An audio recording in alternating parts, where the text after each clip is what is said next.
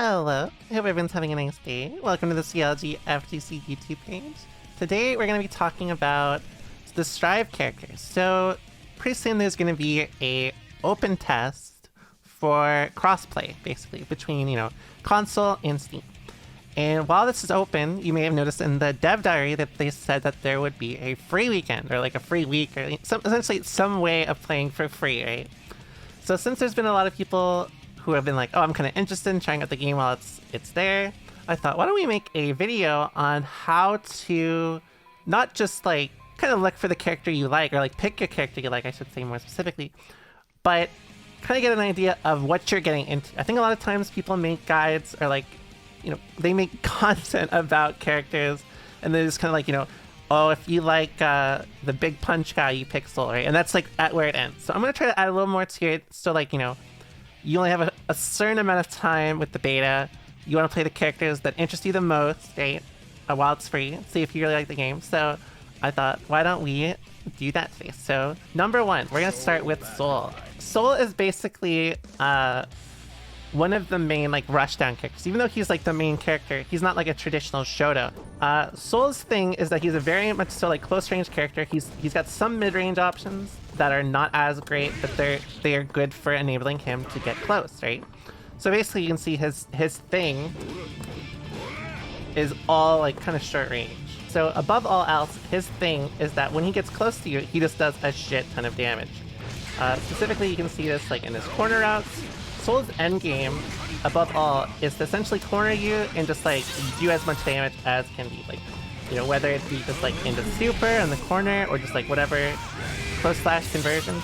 His thing is that if he gets close, he does a shit ton of damage, and he's got command grab. So his thing is basically built around making you guess between, am I going to do run up throw, or am I going to do like run up strike, right? Depending on what you go for, the damage is different, but the goal is to get a big counter hit, right? Soul's thing is either, with meter, you get a counter hit, and you convert into something substantial like that, for example, or you use meter to facilitate kind of the same sort of thing, right?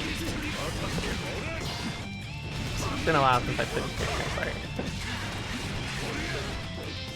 Right, you can convert into something like that. His weakness, so to speak, is the fact that, of course, he's not great long range. Like, this is basically his longest range option. And so he tends to kind of struggle against that. And in general, 6Ps are very, very strong against him. On defense, in neutral, sometimes even on offense, they're very strong. And so a lot of his playstyle is based around kind of risk-reward, reading what you think your opponent will do, and going from there. He's considered like one of the less stable characters in terms of like how consistent he can be, because he's very like, based on reading your opponent. But if you're very good at reading people, or you just really like doing damage, Soul is one of the best characters for you. And moving on, the Kai. So Kai is kind of like the inverse. You could kind of, I guess, view Kai more like a general Ryu, whereas Soul is, I guess, more of a Ken. But even then, like, that comparison is not great. Kai is basically much more well-rounded. He's more of a mid-range character. He's got great mid-range options. He's got a great... I shouldn't say a great fireball. That would be a lie. I'm sorry. He's got a fireball. He's got one of the best... one of the best moves in the game, honestly. Stun Dipper is one of the best moves in the game. In general, his playstyle is built around kind of controlling space, whether it be with his normals, sometimes like with projectiles, and kind of just going from there. So his thing is a little more based around like hit confirms into moves like this. Like, for example, one thing that's very important with Kai is hit confirming singular moves into Stun Dipper. So he requires usually some good hit confirms, but of course, if you're new to the game, he's also very, very simple and very, very easy to pick up and play. You don't need to do any of this fancy stuff if you don't want to. But his endgame goal is basically control space, be kind of stable, don't take risks on things that you don't need to all the time. I know you'll probably see this a lot. But basically, in most matchups, you'll basically be approaching as like kind of like the wall, right? Like, you don't want to overcommit, because a lot of the time, like in the context of someone like Soul, they may out-damage you up close, so you don't want to get close. Other characters may outrange you, so you have to get in, right? whatever like matchup it is, he usually has some option that enables him to force something, and most of the time it will be this. But also still read based, and of course his offense, you know, he does not have anything particularly great outside of charge Sanajoki, which means, again, similar to Soul, he is also a strike throw character. So, for the record, most characters in this game are strike throw. In fact, we're gonna get into another main one similar to Soul. Let's talk about Mei a little bit. Mei is also a very, very good approachable character. She's very, very simple, very high damage. The only thing that a lot of people tend to struggle with her is she is a charge character. A lot of her game plan is built around using dolphins like this, which is a charge move, unfortunately. So if you are not super keen on charging, may not be for you. Although, like, her charge is not that substantial, so she is definitely very easy to be a character you can pick up and learn charge characters with as well. She also has a command grab similar to Soul. She is very similar to Soul in a lot of ways. But instead of Soul's game plan is usually built a little more on the ground, whereas Mei's is a lot more built in the air. She has a lot more great air options. She gets a lot of damage off air buttons. She is a lot better at playing the air, although in exchange, like, her ground game, even though it's still great, it's a little more risky, and usually she involves taking a little more risk to get to her goals. The problem with her is that she is, again, similarly to Soul, just very rock, paper, scissors focused. The situation that you'll probably be in most is either running strike throw with plus slash, like this, right? For plus frame. You either go into command grab, as we showed. Also, not similar to Select Fade, she gets a combo. But her main weakness is the fact that she essentially requires you to use Dolphin a lot. And of course, depending on which Dolphin you use, it can lose to, for example, S Dolphin can lose to a poke, like a low poke preemptively, usually a safe poke preemptively. Similarly to that, H Dolphin is very plus, but it's reactable with 60, so it's of course a risk. So you have to use the threat of options and kind of like a lot of mind games to, you know, get very effective with Mei, or you overwhelm them and hope they don't know what they're doing. That's also something she excels at. Overwhelming people that are very unfamiliar with a matchup like this. And next is Axl. But basically, Axl's the most common zoner type archetype. But even then, he's not entirely much of a zoner. He's more of actually like a mid-range character that preys on a lot of bad movement and impatience. He's, especially this version, got a lot of decent mid-range options with a lot of his pokes. Axl's problem is that he does not get a lot of damage. In fact, even though he's very good at controlling space, like especially with Jump S, right? This is something that gives people nightmares. Or 5P, or Renson. He's got a lot of great options for it. The problem is that he does not do a lot of damage unless it's a specific RC route. Specifically, he only does damage off bomb release, which I don't think I can do. Oh, never mind, I'm godlike. Anyways, he only gets damage off routes involving bomb release. The problem with that is that it means his damage is a lot more conditional than other characters, which means usually if you get too close to them, even against some mid-range characters where you want to be, they may just kill you for it. This doesn't mean that he's like, you know, useless. It just means that you need a lot of movement and you need a lot of good decision-making to be super successful with him. Although it's very easy to also just bully people who are unfamiliar or impatient with him. He's a very strong knowledge check, also similar to me. In fact, these two may be like contenders for some of the stronger knowledge checks as you're new. So, regardless of strength, I would say if you're new and you're interested on like what's good, I would focus on the knowledge check characters than anyone else. So Chipp. So Chipp is essentially the pixie character of the game. So he's like very fast. He dies very fast. Doesn't do a lot of damage, but in exchange, like his movement is great. He's got pretty much everything. He's got great frame data, but basically he's got a lot of options. Problem is though, he dies really fast. Especially in Strive, that is a massive problem, right?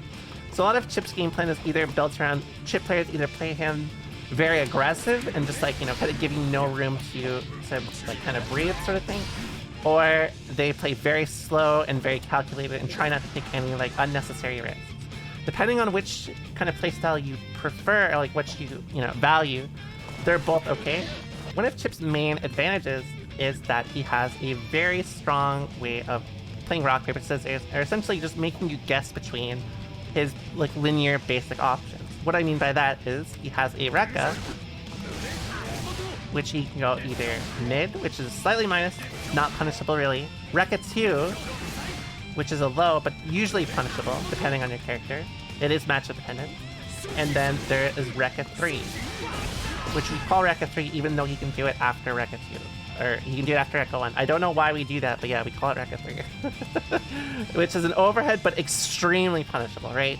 So you can see from the lens of just like, if you think they're gonna mash on you, maybe you go into Rekka 2, right? Oh, maybe you think they're not gonna do it, so maybe you just keep doing this, right? Like, these are options that he can represent just on a very basic level, right? Just depend on what you think your opponent will do or how they'll approach you. And again, similarly, he has great normals. He's got really good 5K, got really good 2K, really good 2D. Essentially, Chipp's got a lot of shit, and his thing is that like you can pretty much do whatever you want with it. He's very like open-ended, but of course the problem is that you can do all this fancy stuff, but if you're wrong and you get put in a position like this, I mean, you're in trouble. Strive is a very high damage game in general, but the fact that it's a high damage game combined with the fact that he's a low health character is kind of a problem. If you pick Chipp, you have to understand you're probably going to implode a lot, and you're going to have a kind of miserable time adjusting, but he may be fun at the end of the day. So next is Potemkin. Potemkin's like the standard grappler he's always been. His thing is basically that he's a kind of a strong mid-range character. He controls a lot of good space, but of course he has really bad movement. In fact, he does not have a dash. Instead, he has a charge move, Hammerfall, which can be either really good or really bad, depending on the situation. The problem with it, of course, is if you play against a character that can interrupt it, this move, for example, has 1 hit of armor. So sometimes against characters with singular hit moves, you can really take advantage of it with Hammerfall. But if they play, let's say, a character with a lot of multi-hit moves that are very fast, it could be a big problem. Potemkin's thing, even though he is the grappler, is he doesn't actually get a ton of things off of his pokes. Usually, this is the best he's going to get off of a lot of things. A lot of his neutral is basically just entirely around just like playing kind of slow and then committing when you feel like it's right. How he does this, of course, is with things like Pot Buster, and he has things like Slide Head and Flick, which help him approach. So you can see, like, no matter what, even though he's kind of a long-range character, his goal is still to get very close. You may want to go for, more aggressive plays against, characters that may want to be closer up against you, for example, like Soul or Anji, but you may want to be very, very careful against characters that can really bully you from, like, across the screen, so, like, Happy Chaos, for example. Potemkin's thing is that, of course, if he grabs you, he fucks you up, right? He hurts a lot. So his game plan, a lot of the time, is just pretty much built around get in once, make them guess wrong, you win, right? Of course, as a grappler, he still struggles in a lot of matchups because of it. Basically, a lot of his thing is he's got a lot of tools for gambling and like making those sort of big commits to get in. And then, the goal is get in and you just kill them. Depending on the character, it may be easier on some than others. So if you like really high damage characters, he's probably realistically a contender for one of the highest damaging characters in the game. If you like that and like, the big burly playstyle, he's definitely for you. Faust is kind of a weird character, though I would say like Faust is kind of a different character from everyone on the list in the way of, I feel like most people do not play Faust because he looks particularly like fun, right? It's more like he has a very interesting kit. Faust's thing is that he's basically a item toss character. Depending on the situation, he'll be able to set up and sometimes even loop into things like this, right?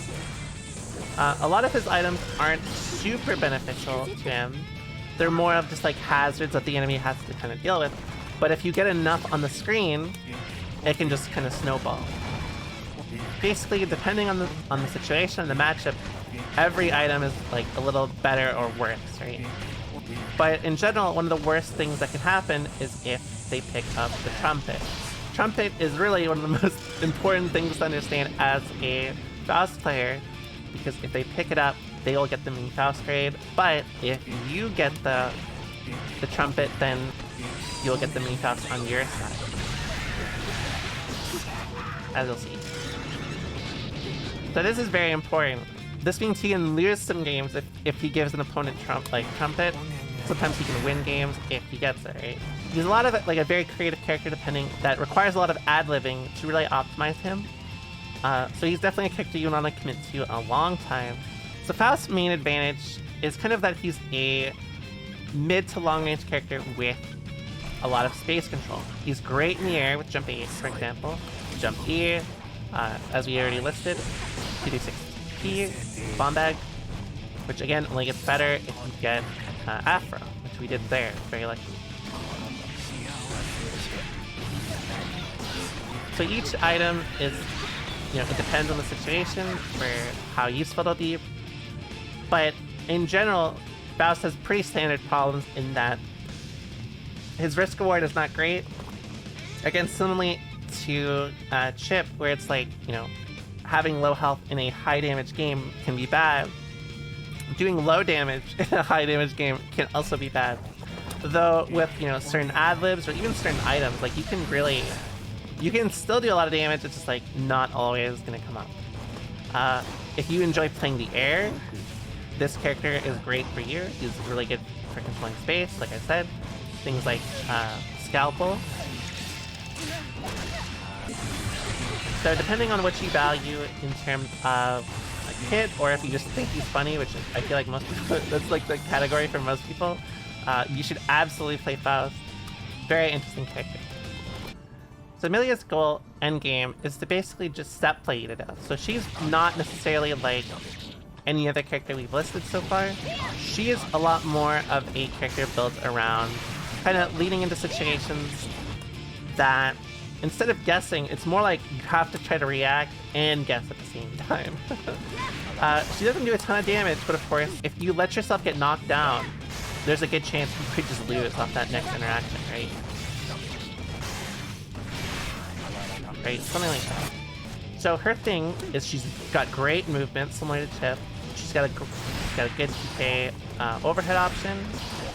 She has a great turbo fall, which clears distance faster. She also has Katal, which is essentially an anti-air move. So she has a lot of ways of kind of being annoying. She's a lot more of an annoying character, kind of RPS around, or I should say move around, and kind of just like, look for them to like whiff something, go for a knockdown. Because unlike every other character, her advantage, or most other characters, her advantage is in the fact that she doesn't need to get like a specific hit, right? Like Soul, if he wants to do a lot of damage, he's got to do like close slash, whatever. Millia just needs to get a 2D knockdown, right? That's her goal. So if you like things like, oh, I'm not really looking for damage, I'm looking to like really just like, fuck people up like super slow over time, Millia is basically that character. She doesn't do a ton of damage, but she will, it's really hard to block her. So that sort of character is definitely for people that not just enjoy like, the difference of playstyle in Strike Pro versus set play, but it also is for people who just really enjoy like labbing stuff and finding new stuff, because it's way more likely you'll find stuff for a character like Millia per se than someone like Soul in terms of like their offense, right? So Zato is a set play character. Zato's thing is basically that he is a puppet character that can set player up. So Zato's thing is that he can always summon Eddie. Not only that, Eddie is also negative edge. To give a brief explanation on how negative edge works, basically, when you press the button, you can see it comes out when I tap the button, correct? No matter what, even if I hold it, right? Even if I'm holding the button here, Negative edge is basically built around the idea that it only goes off when you let go. So you can see I'm holding S here. I let go, the frog comes out. So basically his thing is built around not just pressing buttons for yourself, but holding them and making it so Eddie can kind of, you know, Eddie can do his thing. So you're basically playing as two characters in one. Zato has a few problems anyways. He dies very fast and he has no reversal. So even though like his thing is basically he's an offensive monster, right? Like if you knock someone down, it's very reasonable you just kill them. Like he does a lot of damage. He's got a lot of stuff that he can, like he's really good at RPSing with you around. Like he's got a pose, which is armor, right? Like that. He's got Pierce, which is a very fast stab. He's got Drills, which is, you know, just kind of like set play thing. And then he's got Frog, which is an anti-air. It's not just a matter of executing Zato, you have to always make sure that you hold the right button for Eddie. Which means he can be a kind of hard character, especially for people who are really new to fighting games. But, of course, if you're new to fighting games and you find him interesting, he may just be the perfect character. And at the end of the day, like, if you enjoy, you know, the complicated aspect of it, that's one of the best ways to be consistent in the game and stick to it. So if you enjoy Zato, even though he's definitely very difficult, not just to, like, execute well with, but to defend with and play well with, I would definitely recommend him, even though, again, he is very hard. Next is Ram. So Ram's thing is she's basically also similarly a mid-range character, except she's basically very, very strong in close range, but also very strong in long range as well. This isn't to say she's like the perfect character, but she has a lot of like very strong things. Like she's got a very, very strong offensive string with her offensive pressure with things like Daro, where you have to guess after. Similarly, she also has her own kind of set play situation in the corner, where you have to guess around how she's going to pressure you after she throws sword. So depending on how it's set up, she can either loop sword pressure again, or really whatever she wants. The world is her oyster. But basically, she's one of the most dominant characters in the game. Very strong. Her weaknesses are in the fact that she's lower health than most of the characters. But that's really her main weakness. It's that she doesn't have a ton of health, and that's kind of it.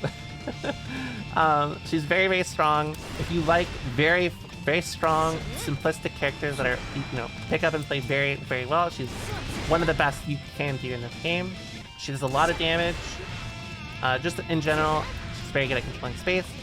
And similarly, she's also very good in the air with things like Jump S. She's got a lot of really great tools for just playing no matter what matchup or no matter what spacing or anything like that. She's very, very, very strong, and usually a contender for one of the best characters in the game. Although I just talked about how set play usually doesn't require as much of a risk, usually there's one exception to where people consider that, and that's Leo. So Leo can set play you. He's got a back turn stance, which leads into this. It can either lead into a very fast low. He's got similarly a move for controlling space and an overhead. Depending on how he cancels his stances is essentially how plus he ends up being, or what he ends off of. Leo is basically another set play character, but his exception is that he's very high health compared to most other characters that are set play, and he's got a very good DP. If he knocks you down with this, it leads into his set play situation. So usually people will play very aggressive and aggro with Leo anyways, just because, you know, if you're wrong ever, it's not as bad as it could be. It's a core part of his game plan to essentially take risks and gamble like that. So if you like characters that are essentially very, like, I guess high octane is the best way to describe him. He's got great buttons. He's got some mid-range buttons, but really, he's a close-range character. Like, I would say he's kind of so much slow in that way. Even though, like, his buttons are pretty good, a lot of his tools are basically just built for, like, committing or being very close. So if you like characters that are, like, you know, high risk, high reward, he's basically one of the best examples. Nago is basically a mid to long range character that's essentially limited by his mechanic. You can see in the bottom right, he has a bar. depending on his special moves, or how many he uses his special moves, I should say, or how he uses them. One, his mid-range and his long range only becomes a factor when he's at higher blood. His buttons change depending on the situation with his blood. So 1 bar increases his 5H, as you can see. Similarly, it increases it a lot for level 2. Not only that, they also increase the speed of his normal. So you could say that Nago with essentially low blood is a special moves character, and Nago with blood is a normal character. Even though he's very tanky and he's got some great ways of, controlling blood, if he's ever wrong with blood, he loses a lot of health, although of course, if you ever get hit in the situation, it's pretty bad. So, no matter what though, he still will lose 50% health, but I don't know, it's a hotly contested, quotations of weakness, so to speak. Nago is a lot more, he can gamble however he wants. Some matchups really restrict him from making bigger gambles or going too hard, but Nago's advantage is that if he gets in once, it's very realistic that he just kills you. And I don't mean like he knocks you down and kills you, it's like you guess wrong and he just kills you. Nago is basically built around how you want to play strike throw. So again, similar to the other characters, when you get close, you can of course run strike throw. Nago's advantage is that his command grab requires people to commit a little harder, or forced to do things, or feel forced to do things more often because of how advantageous Bite can be. Of course, because Nago is also heavyweight, his jump is about 5 frames, though his double jump is about 10 frames. So he has the slowest jump in the game. In fact, he has the slowest jump ever in Guilty Gear. He can't air dash, he can't double jump. He has to either super jump or just jump. Of course, on the ground, he has Fukia, which is very strong for using, for moving around. But his air movement is quite terrible. So if there's ever a matchup that requires him to essentially just use the air, it can be quite annoying, even though he does have some moves that are not terrible. Overall, he's a very strong character that you can really play him however you like. If you're more of an aggressive player, you can absolutely make it work. If you're more of a slow, calculated player, you can absolutely make it work. He's one of the more open-ended characters because of how his mechanic works, but also how strong he is in terms of damage. Because a lot of the time, if opponent guesses wrong, it's very realistic that if they have risk, they'll probably just lose. Giovanna is a kind of weird character because she's a little I want to say stale. She's a very interesting character in terms of design, but she's a lot more built around.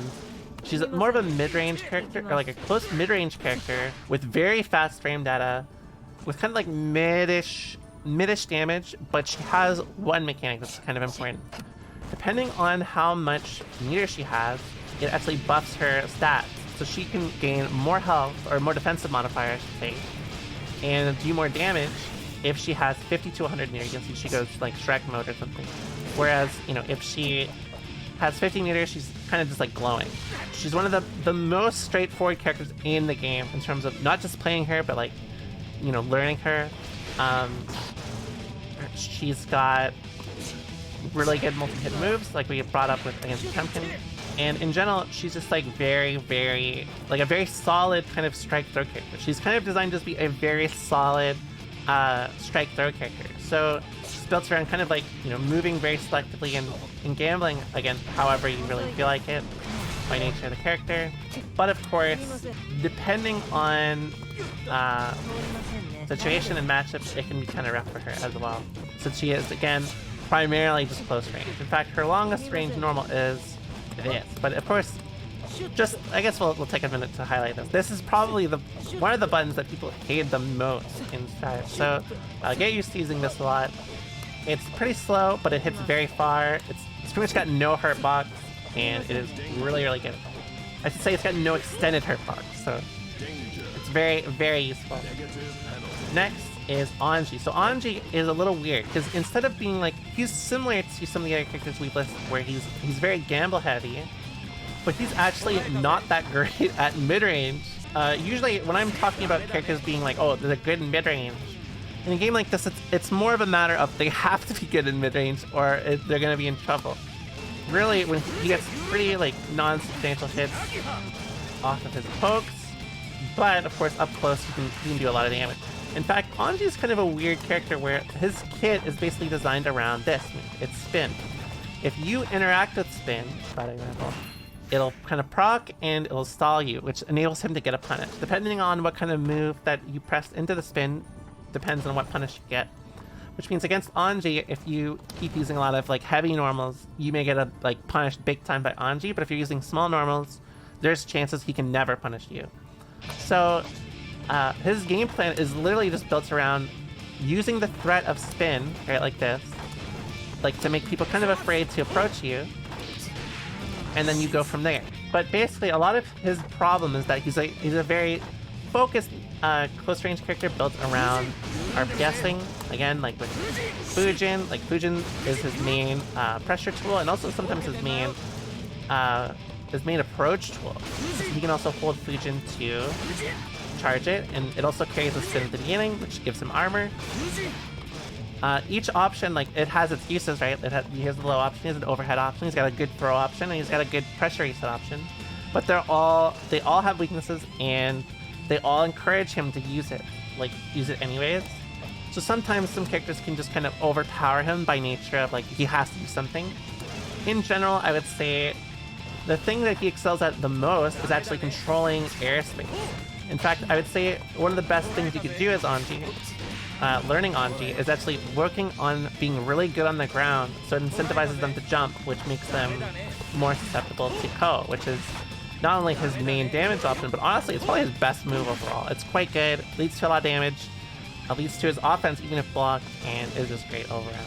If you like really overwhelming your opponent, he's definitely one of the best for it. And not only that, he's also one of the better knowledge check characters because he's not considered as strong, which means not many people play him, which means not many people know how to fight him. So Ino is also similar, where she is a sub-play character, where her thing is she wants to kind of knock you down and then just run at you. Her thing is that she does not have a normal dash. She has a hover dash. So when she dashes, she actually goes at an angle upward, as you can see here. She can do some interesting things with it, like she can dash and air dash backwards, as you can see here. Usually not that great, honestly. It's not that good for her to have in terms of neutral, because of course she can't run like every other character, which can be a problem. But her thing is, she does not need to do anything special for setup.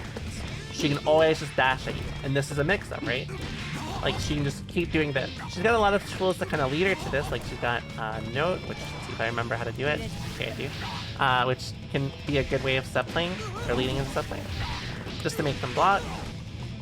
Or it can be great in neutral. You can control it with directionals as well, as you can see I'm doing here. She's also got HCL, which is great for controlling space. Low return, and honestly kind of high risk, but not always used very specifically. And then she's got dive. So dives, depending on the ones you use, depending on which one you use, she goes at a different angle. So one of the main ways people play her is that essentially they just run at you and they'll just go ham. And the idea is that if they knock you down once, they could just kill you with her set play. Because again, similar to Millia, her offense is very strong. And she does do a lot, I shouldn't say a lot more, but she does more damage than Millia with kind of a more, easily approachable end game goal. Ino's buttons are not the best, but they have to be used sometimes, because if you don't, you'll probably just get punished by a lot of your other options, like dive can be punishable. And that's really a lot of her. Like, a lot of her kit is really just built around, like, whatever the hell this is. This is kind of like how her game plan and how her goals work, so. Next is Goldlewis. So Goldlewis is really weird. He's not like a traditional character. He's actually got a game plan built around one move that is done in multiple directions. So his thing is Behemoth Typhoon, right? It's this. So depending on the way you input this, if you do, let's say I'm doing 268, is the one of his main pressure tools. 26H will give you this, right? Whereas if I do 426, I get this. If I do 624, if I do 624, I get another one. If I do 248. I get another one, right? It's all based around how you input it, and it's either very plus, it can be very plus, a little plus, not plus at all. It can be really fast, it can be a little slow, it can vary depending on how close you are. There's a lot of things about this character that's kind of weird and kind of specific.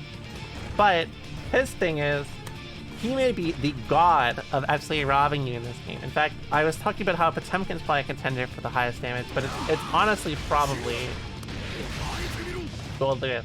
He does a shit ton of damage. In fact, he's basically the character that you get in once and you actually fucking kill them. Like I don't mean like you have a chance. I mean, this dude's dead. You know what I mean? Like, I just made that combo up and look at how much damage that did. I don't even know what this character does, and this character did so much. He can mix you up as well. People call him the new Millia. But of course, he's got really bad movement. He's really slow. He does have an air dash, but his air movement is really bad. How he has to get in is pretty much reliant on just this. It's minigun, which is one of his tools tied to his security gauge, which is this gauge at the bottom right there. Depending on the security gauge, it buffs his minigun or his drone. He can also... These are really his only ways of actually opening you up and getting to you in neutral if there's a big distance. But if he corners you and he's got meter, you are fucked.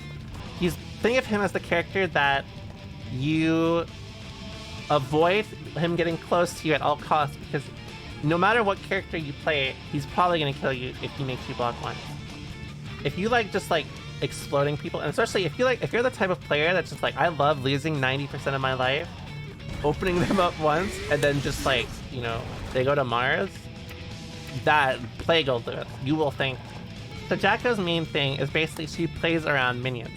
Minions is her whole thing. Like, whether it be like she interacts with them to get, you know, either more plus frames or better offensive situations. Alternatively, and this is usually what happens, they run away, they throw minions, and then they use the minions to attack and use that as a way to get in and kind of set the pressure. So you can think of her, even though she's kind of like a close range character, really that's how I describe her in terms of her normals. She's actually more effective at long to close range rather than just like anywhere, like rather than mid range. This is pretty unusual for a character like that. So a lot of her goal is just like to set up, throw, and go from there. And honestly, that's a lot of her mechanic. A lot of her mechanic is based around playing with the minions. If you enjoy like kind of like the pinball aspect of it, or like ad-libbing things, this character could be definitely for you. She has some very strong offensive pressure with meter, specifically with this super.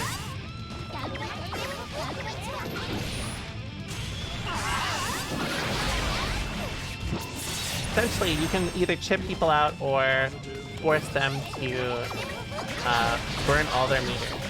She's basically more of a character that's built around controlling neutral, not really like winning neutral per se, but controlling neutral. Some characters you can do it very well against, some characters you cannot. So if you like kind of like, you know, setting up to kind of run your shit and then, you know, without really taking any risks, like approaching at first, this character may be for you. Just recognize that a lot of her game plan is built around these minions. So if she interests you, you better love throwing these fucks at people. Next is Happy Chaos. Everyone hates this character. I'm going to tell you that right now. Basically a contender for one of the best characters. He's got very good offensive tools. He's got a lot of damage. And similarly, he's got a gauge. His gauge is, he has two, obviously. One is based around bullets, so every time he shoots you, obviously he uses a bullet.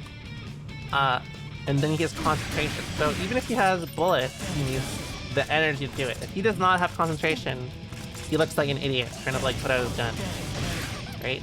So micromanaging both these is very important to be successful with Happy Chaos. He's got great ways of doing it with the focus super, and he's also got the super, which reloads all of his bullets, no matter how many he's using. He recovers all the bullets. So depending on which situation you're in, you may have to use one or the other, right? He's very good at zoning. He's very good up close. He can set play you, he can strike throw you. He basically can do absolutely everything. He's very, very strong in almost every way. His normals are really good. He out-risks rewards almost everyone. He gets damage off every hit, pretty much. Basically, he's one of the only characters that can hit confirm into huge amounts of damage off of anything. And usually wall break off of anything, too. Which means he's one of the worst characters to give positive, and he gets it quite commonly. So, if you enjoy like super well-rounded characters that can effectively do everything well, I'm not saying that as like a salt monster. I mean it as like he excels in every field, and if you enjoy that aspect, this character is for sure for you. And Baiken's thing is she has very low health, but her advantage is she has a parry. Her parry is frame 1, which means if a character, ever interacts with it, either if you're far enough, it'll kind of like make them recoil, but if you're close, you dunk them. Right? Now, Baiken's thing is she's got one of the most consistent ways of actually setting up offense on Tatami-oki. This is, get used to seeing this a lot. So she can safe jump off of almost every knockdown, but especially with H Kabari. She's got an instant overhead that's very fast. She does a lot of damage in the air. She's also very good in the air with her air buttons. And also her air conversions. She's probably got the best air conversions in the game. In terms of damage and how she can lead into it. Her buttons are pretty fast. She's got one of the fastest jabs in the game. She's got a low profile 2H. She's a pretty well-rounded, very offensive focused character. She values being up close very, very much so. She does not really have anything outside of Kabari as far as her normals go, which can be useful. Tommy is her main way of also controlling space kind of controlling space with a projectile. In general, though, her thing is that she's got very good specific normals. She's got one of the, I think, literally the fastest bar slash in the game, maybe second to Chipp. She's got a really good 2S, really good 2H, like I said. And since she always leads into her knockdown, there's not a lot of stuff that's like specifically impressive about her. Like she has a tether which can lead into interesting situations or interesting damage. But her advantage is that she's just a very straightforward, strong character. Like I said, she's got very good offensive tools, and she does a lot of good damage. And since she leads into those situations a lot, with, like I said, Kabari, it's very often that you see this sort of situation just come up, where it's like, maybe they fumble, H Kabari, IAD Tommy situation, and then that's, they just leaves off of it. Next is Testament. So Testament is a pure kind of long range kind of control space character. They have a lot of really good ways to control space with Arbiter, with Throw, with Fireball, with Bar S. You don't really want to commit too much as this sort of character, right? Because not only do they are stronger as a mid-range character rather than just like running up to you and get slapped 5 times. In actuality, they have this advantage called Stain, where off straight hits they can convert into like pokes or hits or something. This Stain is basically their entire game plan. So depending on the type of character you play against, if it's a character you cannot Stain often or is very good at getting rid of Stain, usually assume that will be a character you'll probably struggle with. Whereas characters that can never avoid being stained, like similar to Goldlewis because of their movement, it's very, very easy to just bully them with your zoning tools. Depending on the type of character you play, you may have to play more of a rushdown anyways and without stain. But they still have pretty good buttons. They have a very good TK, 5K, 2S, FARS, 5H, and of course they have the God 6B. We haven't talked a lot about 6Bs, but you'll be very familiar with this soon. That's kind of ominous, isn't it? I'm sorry, I didn't mean it like that. They're a lot more built around kind of set up your shit and then see how the opponent reacts, and then how you go from there is how you it depends again on matchup and how your opponent chooses to answer you. If, maybe they get impatient in IID, and then use 6P, set up your stuff, and go from there. Testament has a lot of tools for essentially just making people. They have a lot of tools that are very strong at very specific instances. So, like, again, Arbiter can be a high or low, but most of the time people use it more just to like poke people or like hit them as they're running, just to make people respect them more, right? Or like doubt, or like be more careful. So if you like really enjoy long range characters, kind of mid range with, they can do high damage, but their main advantage is they raise risk a lot, similarly to Baiken. So I haven't really talked about this, but just to kind of add on to this, some characters do a lot more damage, not because they're high damage characters inherently, but because of the mechanic risk in this game, which is underneath the burst mechanic. Characters like Baiken and Testament use risk very, very well. Usually the characters that are in for a long time, like Ram, Happy Chaos, Jacko, Goldlewis, it's very, very common. So it's very, very strong. Now, last one is Bridget. Bridget is a little new, so I'm not as confident with how we're going to figure out how she, kind of develops. But Bridget's thing is basically she knocks you down and she set plays. She is very, very similar to Millia in that way. In fact, she's very similar in a lot of ways due to the fact that she's got a dive kick that she can slow movement with. She's got a roll she can slow movement with. She's got good air buttons. Unlike Millia, though, she's more of a mid-range, like a mid-range character rather than like a close-range character. And usually she's more built around playing on the ground than actually like using the air. Even though historically that's where Bridget more so was. She doesn't do a lot of damage, but her offense is very, very strong. It's one of the most effective in the game due to just how hard it is to block for a variety of reasons. Pretty much any setup into S-Yo-Yo will lead into like this sort of thing. And it will enable you to kind of just play people down. Sometimes they never even get a chance to play the game because you just knock them down once the PK and went from there. 6P is very effective against them. It beats almost all of their buttons.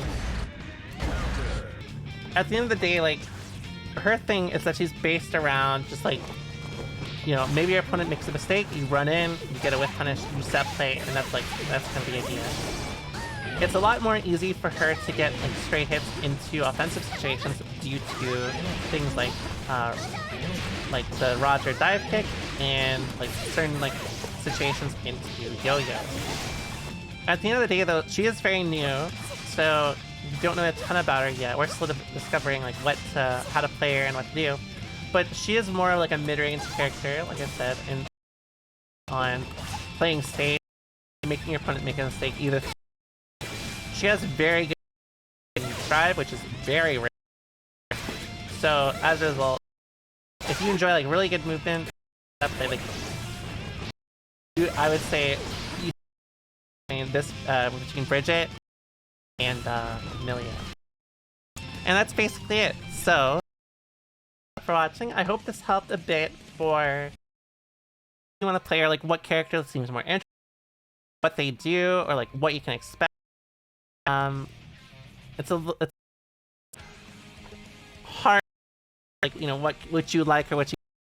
But I hope this video could help you kind of pick a guy or pick a character for the test, or like at least like help narrow down your search. So thanks a lot for watching, and I hope you guys have a wonderful day. Bye bye.